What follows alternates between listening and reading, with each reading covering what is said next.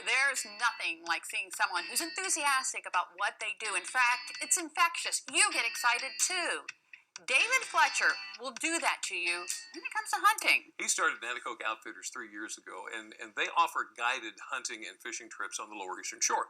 With their invaluable expertise, folks are set up for success. Delmarva Life's Katie Zarrilli tells us more.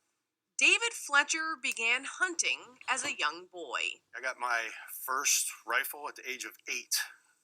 My dad had, he was 8 when he received it. He then passed it on to me when I turned 8, and I started hunting at that time. Since then, he's never stopped. Out of all the reasons he loves this pastime, it's the peace that's paramount. What I love is just being out here, being in this. This is my zen, right? This is where I want to be. This is where things get a lot easier. Mentally, you feel good. The stress goes away. And now he's sharing that serenity with others through offering them hunting experiences they won't soon forget. He started Nanoke Outfitters 3 years ago. We started out originally just doing primarily waterfowl because that was a big passion of mine. We did a lot of waterfowl, and then we quickly realized there was a need for more of white-tailed deer, more of Sika deer, and turkey. Nanoke Outfitters manages wildlife on a number of different properties here on the lower shore. That means they offer folks the opportunity to come in and harvest animals in the different locations.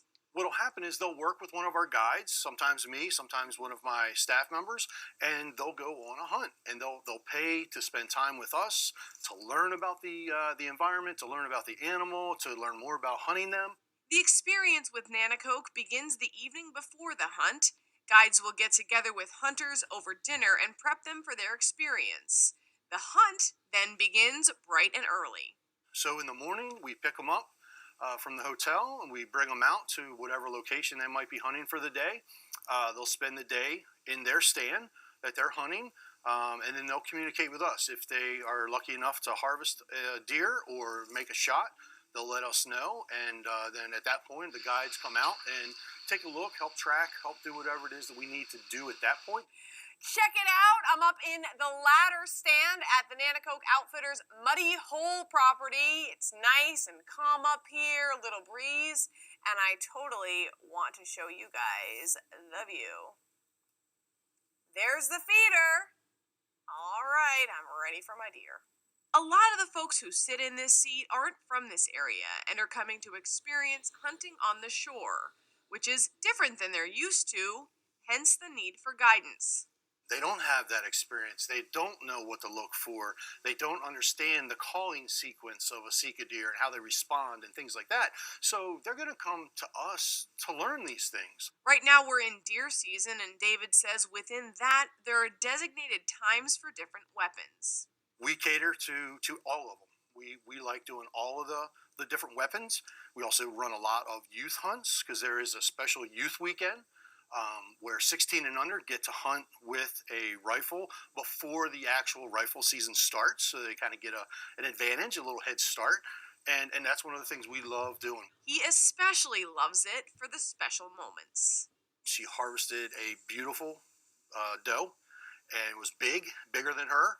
And she was so excited, and just all the emotion that she had. And then she said, I think I want to hunt this afternoon too. And I said, well, that's fine. We can do that. And she ended up harvesting a beautiful 8-point white-tailed buck. And the little girl, she cried and cried and cried. It was phenomenal. And there's a whole lot more where that came from. I know what harvesting that animal means to them, and I'd love that I get to share in that with them. And that's exciting. That's a memory that they'll have for the rest of their life, and I'm a part of it. And when folks work with Nanoke Outfitters, these moments happen more often than not. Last year, the 22-23 season, on the Sika hunting, we were 65% with 3 misses. So we would have been closer to 70%. So we had a pretty good year. Our hunters were given the opportunity for sure. And this year we picked up a couple new properties, so we're even more excited. We think that rate's going to go up even more. So we're really thinking that we might be closer to 70%. Once you get outfitted, the outdoors awaits.